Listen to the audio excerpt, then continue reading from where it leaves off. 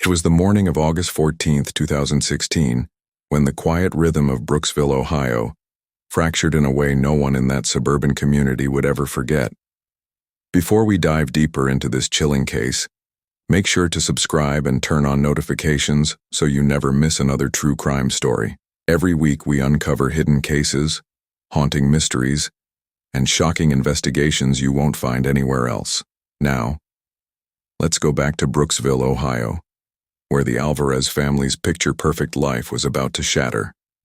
At exactly 11:27 a.m., the Brooksville 911 center received a call from a woman whose voice was so uneven, so laced with panic, that dispatchers immediately knew something was very wrong. The caller identified herself as Sofia Alvarez's best friend, and her words tumbled out between shallow breaths and near hysterical gasps. "She's not answering me. She's not at the doctor's. Her car is here, but the house is locked. Her girls, Camila and Elena, they should be inside. I can't get to them. Something's wrong.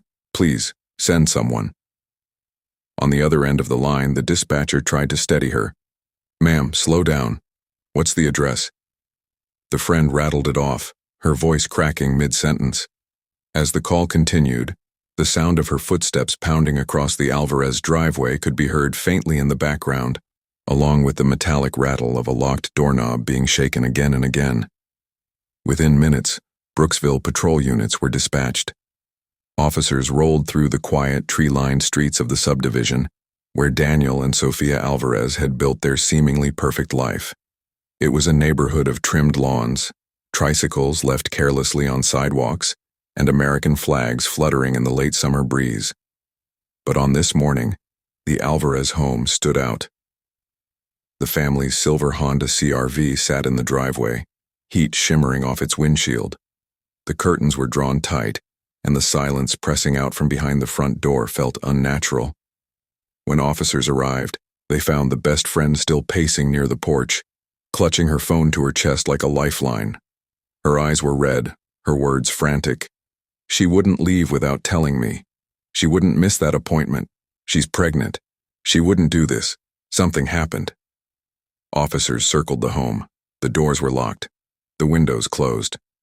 No sounds inside. No cartoons playing. No children laughing. No footsteps. Just stillness.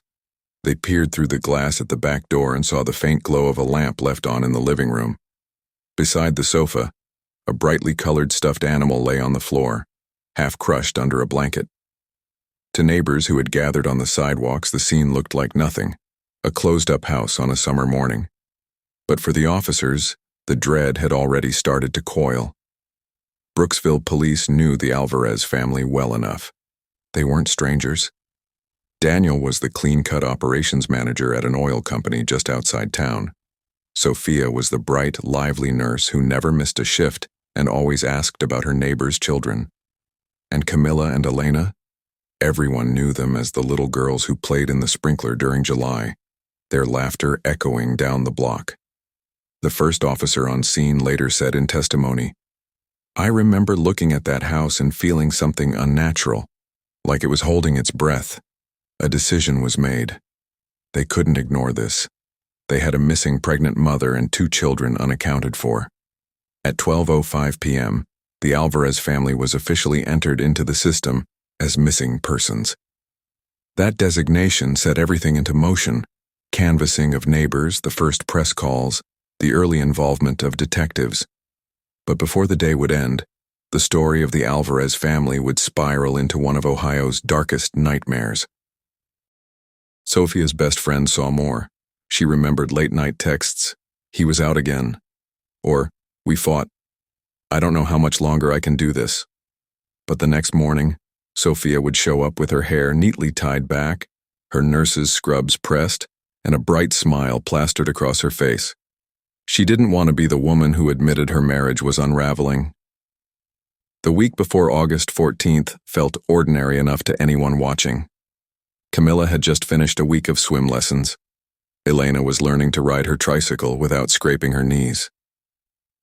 Sofia worked 2 back-to-back shifts at the hospital, coming home exhausted but happy. She was also preparing for her prenatal appointment, the one she never made. Pink sticky notes cluttered her fridge with reminders about groceries, play dates, and the baby's due date penciled in with a tiny heart. But Daniel. He seemed more distracted than ever. Co-workers later said he was short-tempered, glued to his phone, even more restless than usual.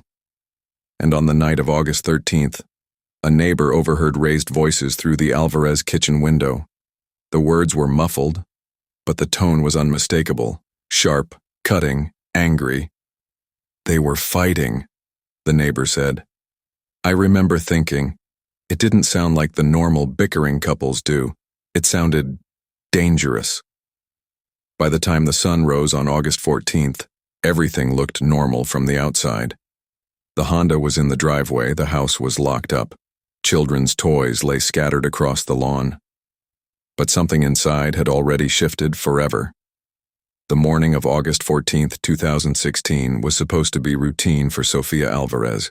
She had a prenatal checkup scheduled, her first since discovering she was pregnant with her third child. The appointment had been circled on the kitchen calendar in pink marker, a tiny heart drawn in the corner by Sofia herself. But when the clock ticked past 10 a.m., Sofia's best friend noticed something odd. No text updates, no cheerful emojis, no nervous message about waiting in the doctor's office. She tried calling. It rang 4 times before going to voicemail. She left a quick note. "Hey, you okay? Call me." By noon, the silence was deafening. This wasn't like Sofia. She was the kind of friend who responded within minutes, who double-checked every detail, who never left anyone hanging, especially on a day this important. The friend drove to the Alvarez home. The silver Honda CR-V sat in the driveway, its windshield reflecting the harsh midday sun. The blinds were drawn. The mailbox was still stuffed with envelopes from the previous afternoon. She knocked. No answer. She knocked again, harder this time. Silence. Through the front window, she thought she saw the faint flicker of a lamp. The TV wasn't on. No cartoons, no noise of little girls playing, no sound of Sofia humming to herself in the kitchen. Just stillness. Something was wrong. The friend circled to the back, rattling the sliding glass door. Locked. She called again. Nothing. By early afternoon, her concern turned into panic. She called Daniel, but he didn't pick up. She called Sofia again and again, each time listening to the voicemail message that now felt eerily final. "Hi, this is Sofia. Leave a message." At 3:42 p.m., her voice cracked when she left one more message. "Sofia, please. Please call me. You can't just disappear. I'm going to call the police if you don't answer." By evening, she did exactly that. The Brooksville Police Department logged the missing persons report that evening. Officers arrived at the Alvarez home just before sunset. The air was thick, the cicadas buzzing loudly in the trees, but the house itself seemed frozen in place. When officers peered through the windows, they saw what the friend had described. Children's toys scattered in the living room, a half-folded blanket on the sofa, a pink sippy cup on the coffee table. The kitchen counter was cluttered with unopened mail, a lunchbox, and a grocery list scrawled in Sofia's handwriting. But something else caught their eye. A faint chemical smell hung in the air when one officer leaned close to the screen door. It was sharp, artificial, and out of place for a family home. That night, police reached Daniel Alvarez. He was calm, too calm. He told them Sofia had probably taken the girls to a friend's house. Maybe she was upset. Maybe she needed space. He sounded unconcerned, almost detached, but his explanation didn't match the evidence. Her car was still in the driveway, her purse and phone were still inside, and no friends had heard from her. The contradictions began piling up. By 9 p.m., patrol cars were stationed outside the Alvarez home. Neighbors gathered in hushed clusters, whispering about the flashing lights, about the missing mother and her children. Parents held their kids closer. Porch lights flickered on one by one, not for welcome but for watchfulness. Sofia's best friend stood on the curb, trembling, her face pale. She wouldn't do this, she kept repeating to anyone who would listen. She wouldn't just leave. Inside, detectives started piecing together what little they had. An abandoned car, unanswered phones, and a home that felt more like a stage set than a living space. They didn't know it yet, but the Alvarez case was about to unravel into horror. By the morning of August 15, 2016, Brooksville was buzzing with unease. What had begun as a missing persons report just the day before had already grown into a full-scale search. The Alvarez name was now on every radio station, every local TV broadcast, every whispered conversation in grocery stores and gas stations. Neighbors who once waved casually as Daniel mowed his lawn now gathered in tight knots on the sidewalks, watching patrol cars cruise slowly down the street. Yellow tape flapped against the humidity around the Alvarez home. To most, it still didn't seem real. Sofia, pregnant and glowing just a week earlier, now gone. Her two little girls, always seen running barefoot in the sprinkler, gone with her. And then, into the middle of the chaos, stepped Daniel Alvarez. Police arranged a short press conference outside the Brooksville station, hoping to spread awareness. Daniel agreed to speak. He arrived in a wrinkled polo shirt and faded jeans, his dark hair uncombed, eyes bloodshot. Clutched in his hand was a folded photograph, a family portrait of Sofia, with Camila and Elena smiling in matching dresses. Cameras clicked as he walked up to the microphone. His jaw tightened, his shoulders shifted, and for a moment, he just stared at the picture in his hand. When he finally spoke, his words wavered.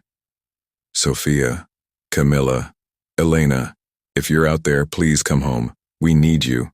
I need you. His voice cracked, but it wasn't tears that followed. Instead, he glanced away, rubbing his nose, swallowing hard.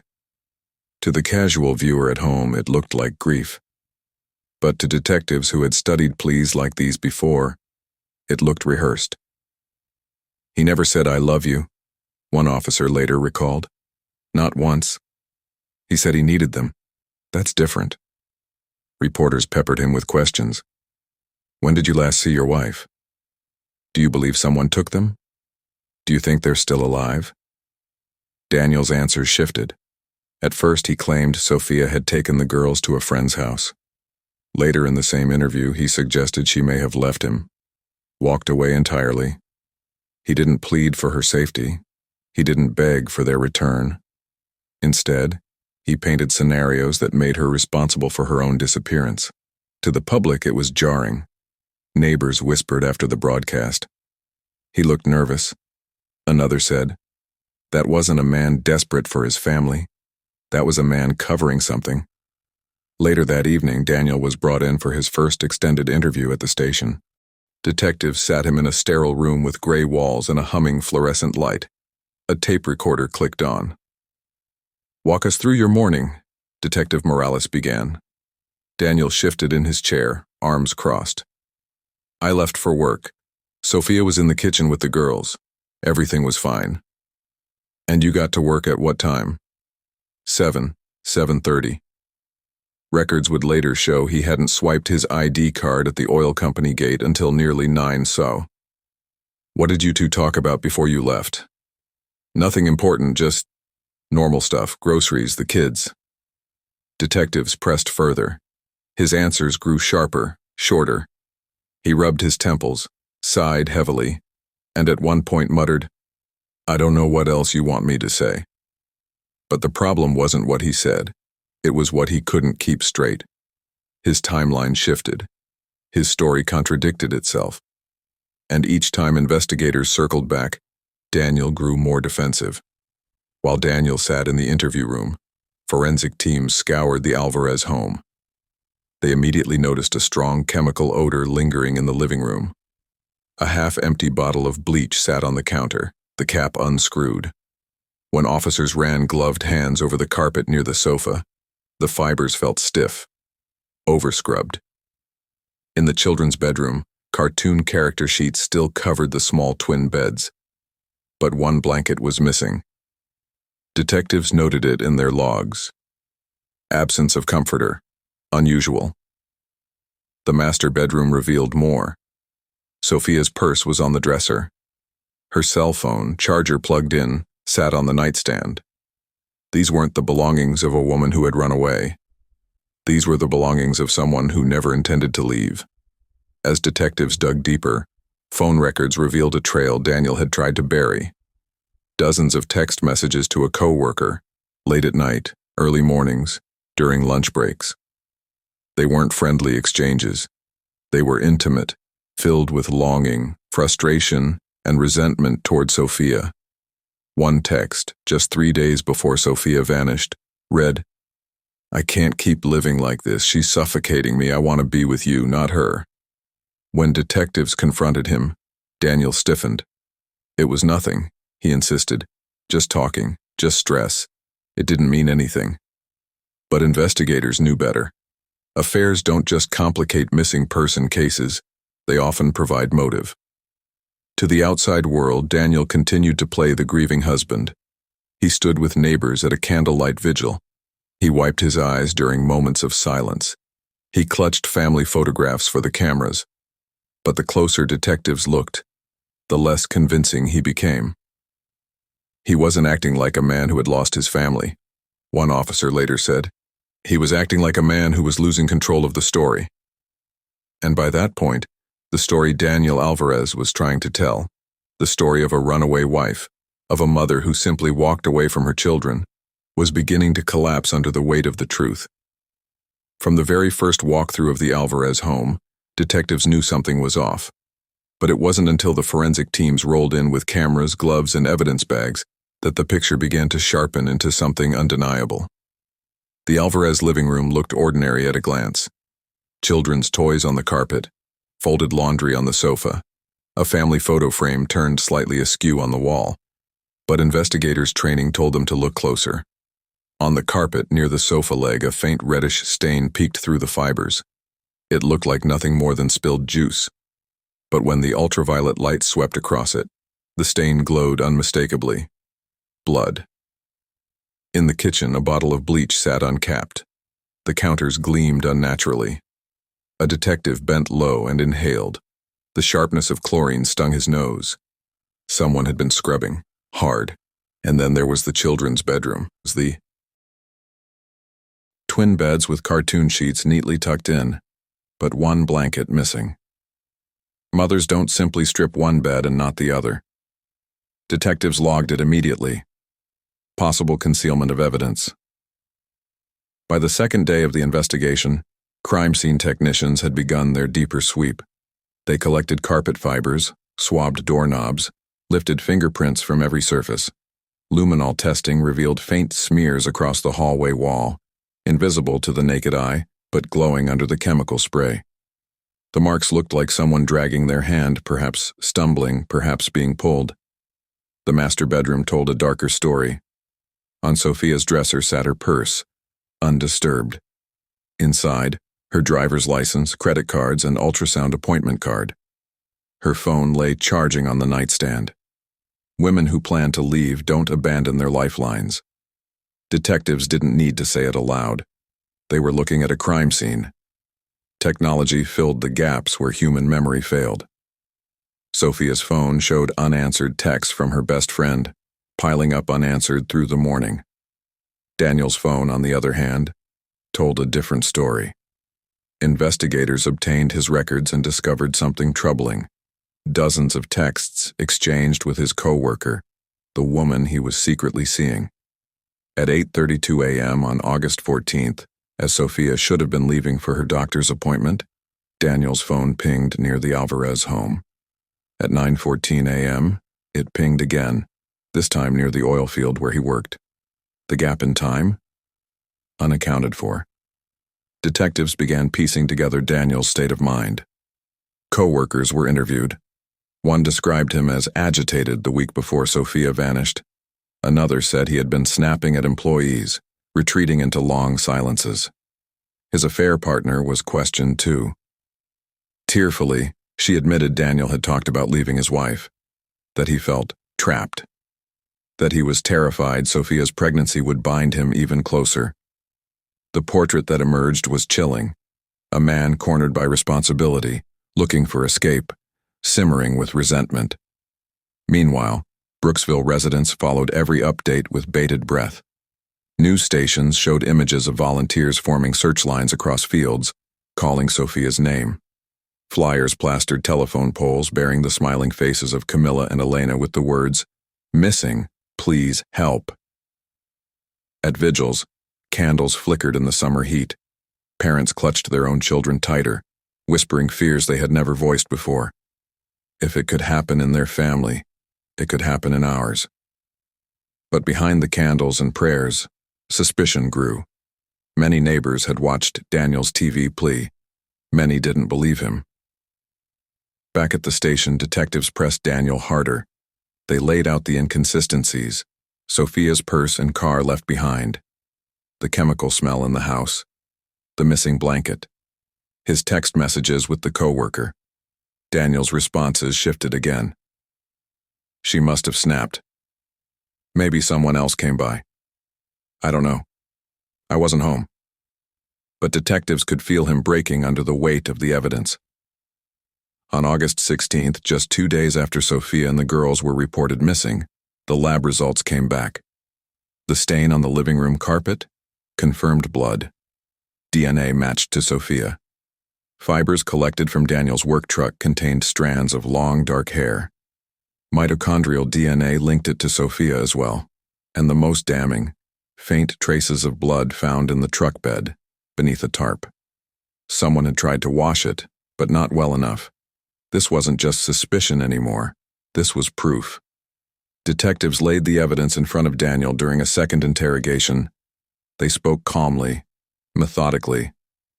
"We have your wife's blood in the living room. We found her hair in your truck. Her phone and purse were still inside the house. You expect us to believe she left?" Daniel stared at the table. His fingers tapped rhythmically. His lips parted, but no words came out. For nearly 30 seconds, the room was silent except for the hum of the fluorescent light overhead. Then he leaned back and whispered, "You don't understand." But the investigators did. They understood exactly what had happened.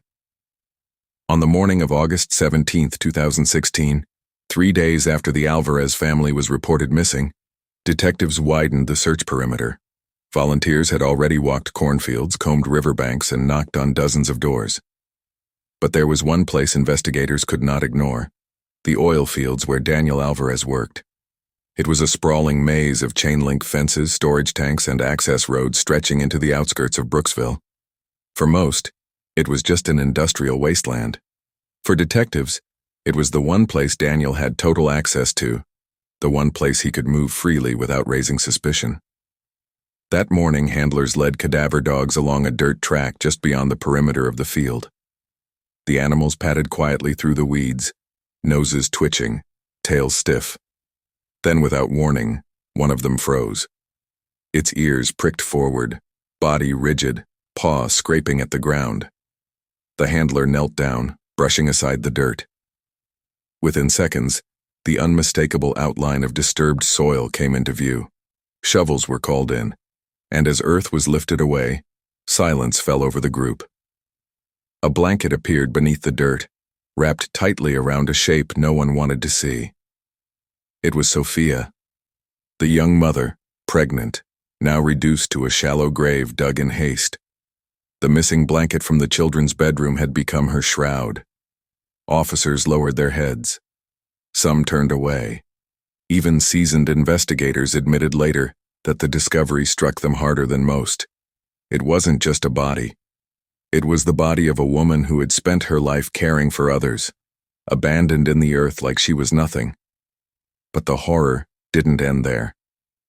As the search expanded deeper into the oil field, one officer noticed something strange about 2 of the crude oil tanks.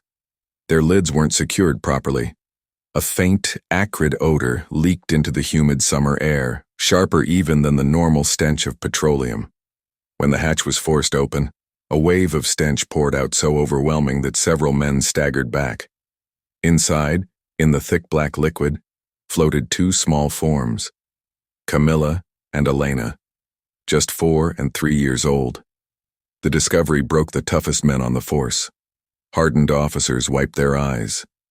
One detective later confessed in court, his voice trembling, I've seen terrible things in my career, but the sight of those little girls, I still carry it with me every single day.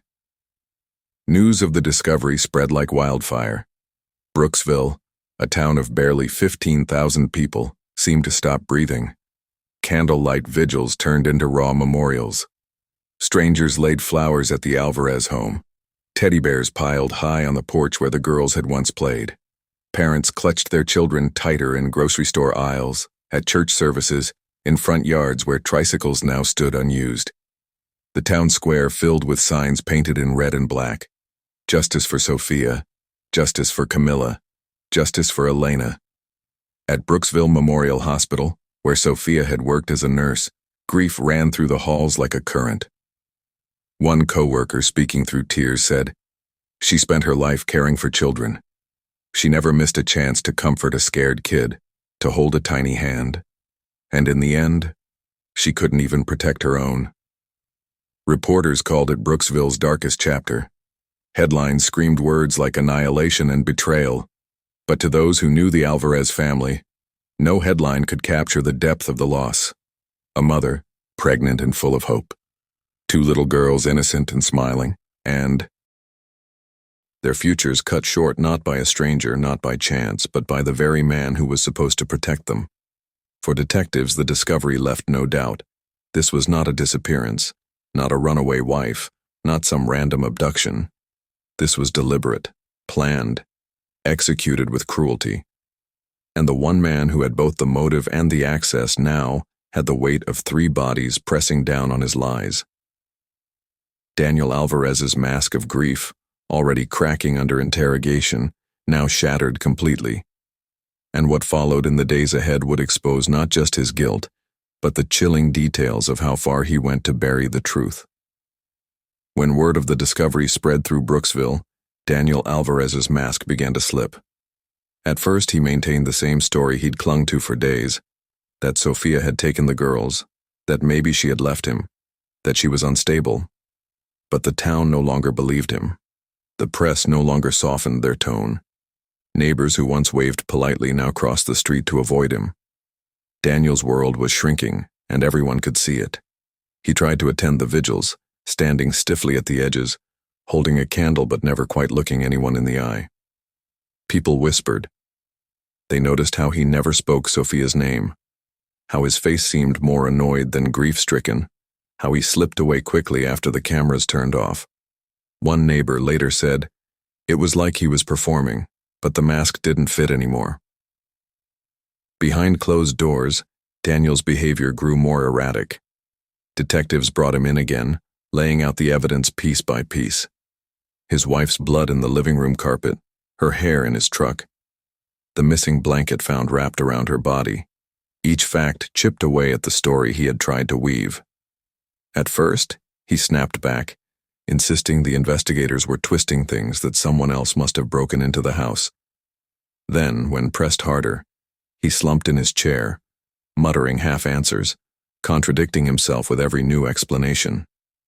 His timelines no longer matched. His words tangled until even he couldn't keep them straight. The psychological games became obvious. He shaved his head one evening before a scheduled interview, telling police he needed a change. Detectives recognized the tactic immediately, an attempt to erase stray hairs, to cut ties with forensic evidence. But it was too late. The samples had already been collected. His co-workers noticed the change too. Where he once strutted through the oil field with confidence, he now kept his head down, shoulders hunched. He avoided conversations, avoided eye contact. One co-worker told detectives, "It was like he knew the noose was tightening. He didn't have that cocky air anymore.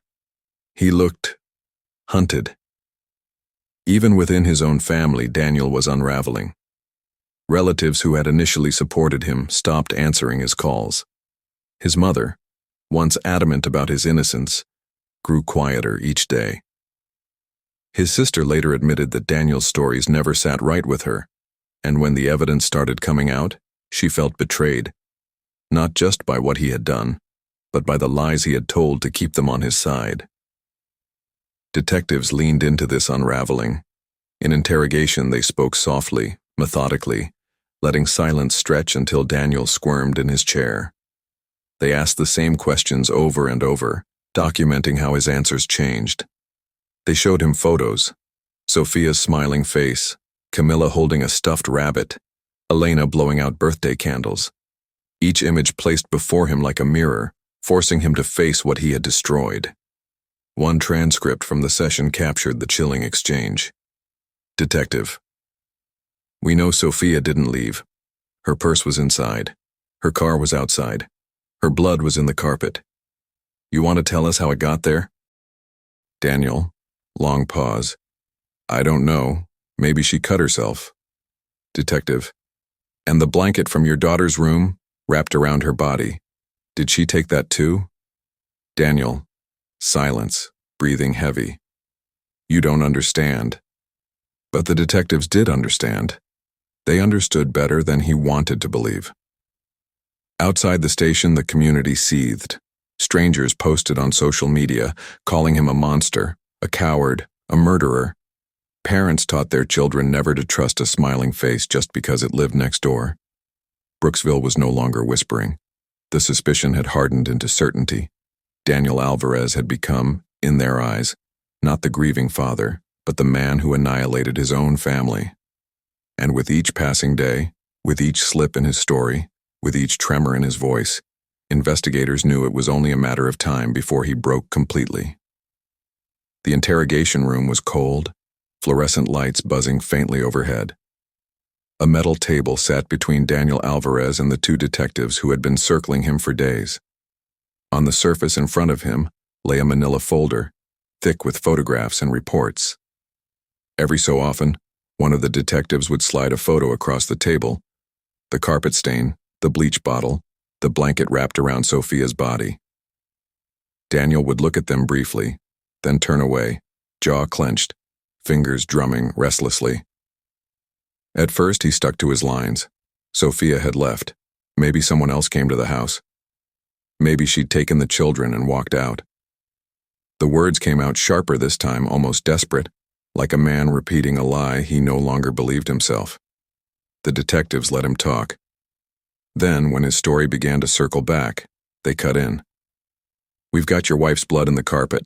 We've got her hair in your truck. We've got her purse and phone in the house, untouched. None of that lines up with what you're telling us."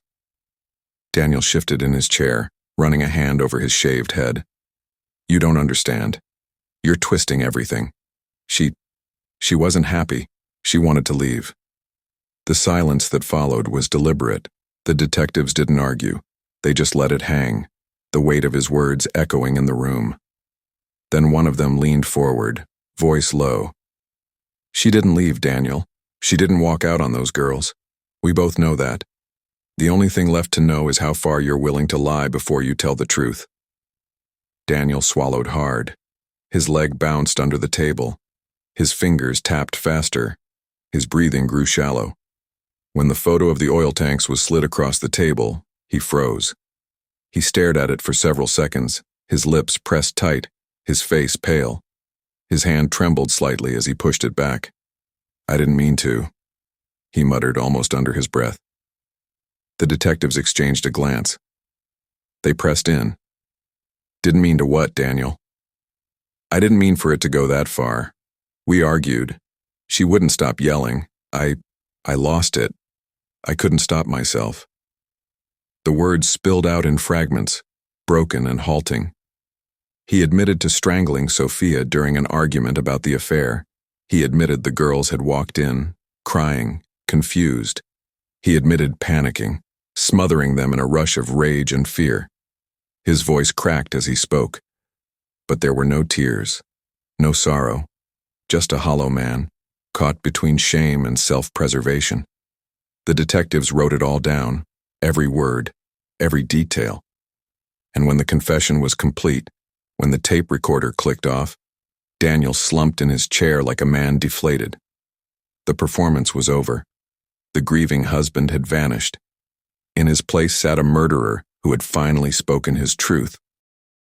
By the summer of 2017, the Alvarez case had gripped not only Brooksville but much of Ohio.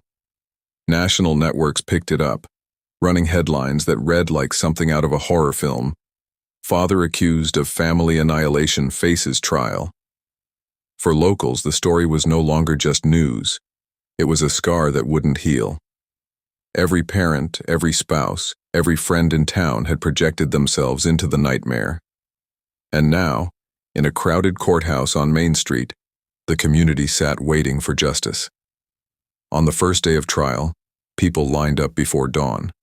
The courtroom filled to capacity, the overflow spilling into hallways where speakers broadcast the proceedings. Reporters balanced laptops on their knees, sketch artists hunched over their pads.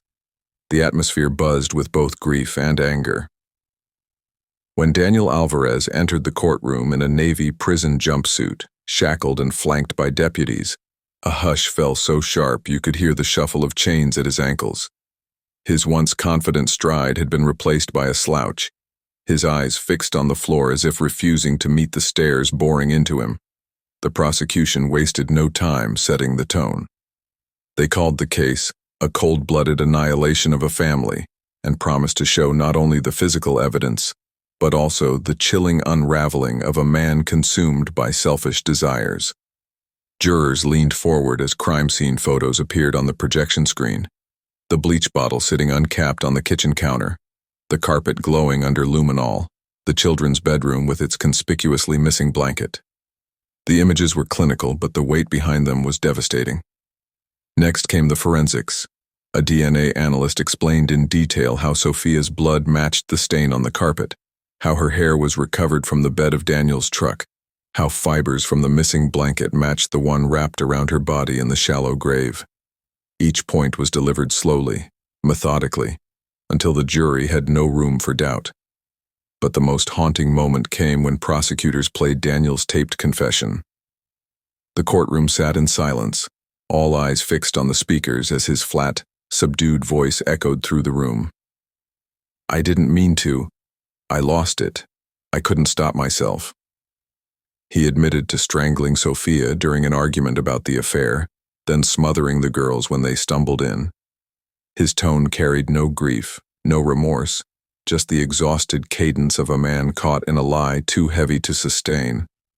A woman in the gallery sobbed audibly. A juror covered his mouth with his hand. The defense fought back with what little they had. They painted Daniel as a man under unbearable stress. A crumbling marriage, financial worries, the pressure of another child on the way. They argued that he had snapped, that it was manslaughter, not premeditated murder. Their words, however, rang hollow against the mountain of evidence. Cross-examination only deepened the cracks. When the defense pressed a forensic expert on the possibility of contamination, she calmly explained how every procedure was double-checked, every sample verified. When they tried to cast doubt on the affair's relevance, prosecutors read Daniel's own texts aloud one after another. "She's suffocating me. I want to be with you, not her. I can't keep living like this." Each word landed like a hammer. Witness testimony added another layer of pain. Sofia's best friend described the unanswered texts, the drive to the house, the sinking dread that led to the 911 call. Her voice cracked as she told the jury. Sofia was excited about her baby. She wasn't going anywhere. She was planning for the future. Then came Sofia's mother. Fragile and gray, she walked slowly to the stand, clutching a tissue already soaked with tears. She described the daughter she had raised, determined, compassionate, endlessly devoted to her children.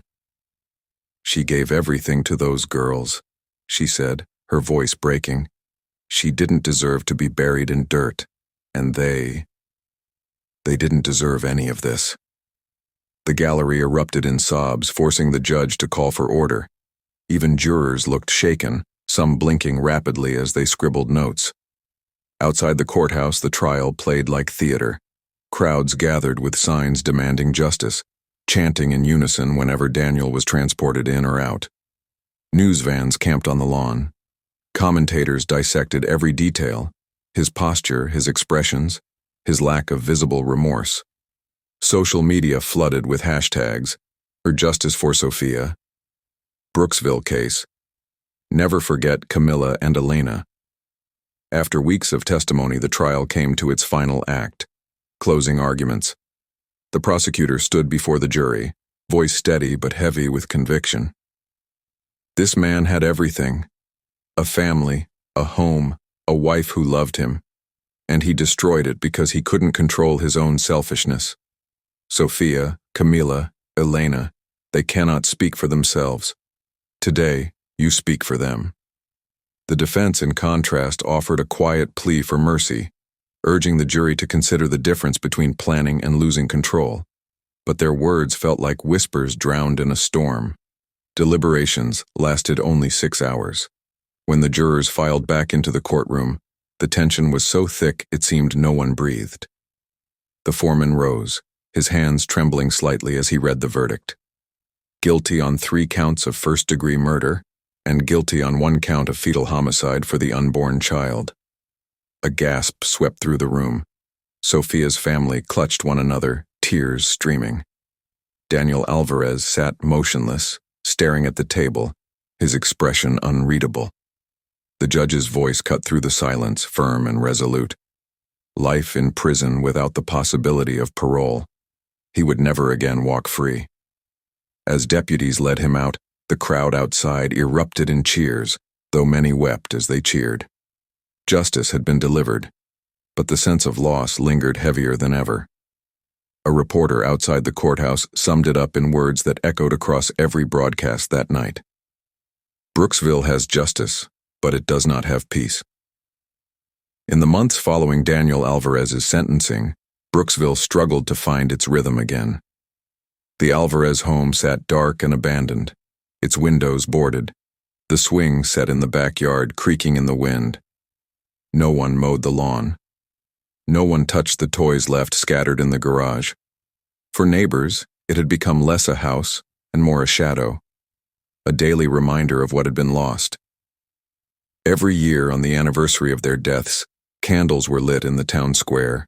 Families gathered not just to remember Sofia, Camila, and Elena, but to remind themselves that evil could hide in the most ordinary places, behind smiles, behind church handshakes, behind closed doors. At Brooksville Memorial Hospital, a plaque was placed in Sofia's honor. Nurses touched it as they passed, a quiet ritual of remembrance. Her laughter, they said, still seemed to echo faintly in the halls where she once worked. For the town, life went on, but it never truly returned to normal. Parents who once left doors unlocked now double-checked bolts at night. Children who once rode bikes freely on summer evenings were called in earlier. Shadows watched more carefully. The case had scarred Brooksville in ways that statistics could never measure. And even now, behind the walls of an Ohio prison, Daniel Alvarez lives out his days, a man remembered not for who he pretended to be, but for the horror he unleashed. The story of the Alvarez family remains one of Brooksville's darkest chapters, a haunting reminder that sometimes the greatest danger is not from the stranger lurking in the dark, but from the very person sitting at your own dinner table. What do you think, viewers? Should a crime like this ever allow for parole, or was life in prison the only possible sentence? Let me know your thoughts in the comments below. Don't forget to subscribe for more chilling true crime cases. Every week we uncover stories of betrayal, mystery, and justice that will leave you questioning everything.